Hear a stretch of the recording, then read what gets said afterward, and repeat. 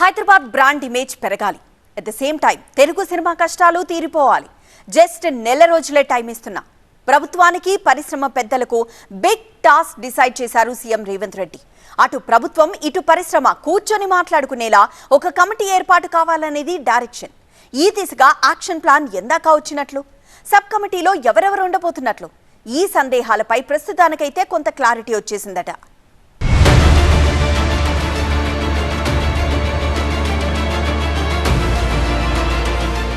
తెలంగాణలో సినీ పరిశ్రమకు ఎదురవుతున్న సమస్యల పరిష్కారంపై ఫోకస్ పెట్టింది రేవంత్ రెడ్డి సర్కార్. గురువారం సినీ పెద్దలతో జరిపిన చర్చల సందర్భంగా దీనికి సంబంధించిన కీలక నిర్ణయాలు తీసుకున్నారు. కేబినెట్ సబ్ కమిటీ వేయాలి అన్నది ఈ దిశగా పడబోయే ఫస్ట్ స్టెప్.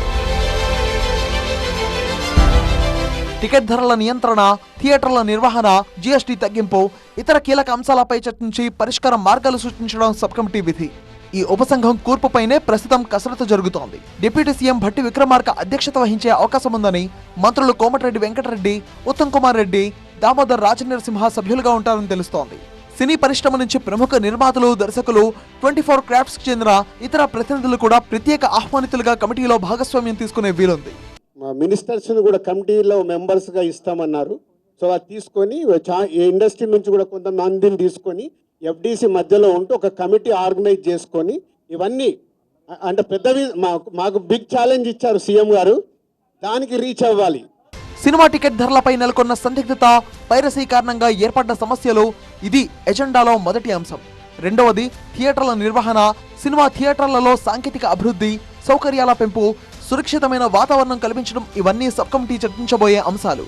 మూడో అంశం జీఎస్టీ తగ్గింపు. సినిమా టికెట్ ధరలపై ప్రస్తుతం ఉన్న జీఎస్టీ స్లాబ్ ను తగ్గించడం ద్వారా పరిశ్రమపై ఆర్థిక భారం తగ్గించాలి అన్నది ప్రధాన డిమాండ్. నాలుగో సమస్య సంధ్యా థియేటర్ ఘటనపై తదుపరి చర్యలు ఎలా అనేది. భవిష్యత్తులో ఇటువంటి ఘటనలు రిపీట్ కాకుండా తీసుకోవాల్సిన జాగ్రత్తలపై కమిటీ చర్చించనుంది. పరిశ్రమ ప్రతినిధులతో చర్చలు జరిపి నెల రోజుల్లో పూర్తి నివేదిక సమర్పించాల్సి ఉంది.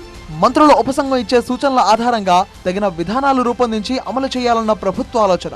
అందుకే వీలైనంత త్వరగా ఉపసంఘం కూర్పుపై నియంత్రణ తీసుకునే అవకాశం ఉంది.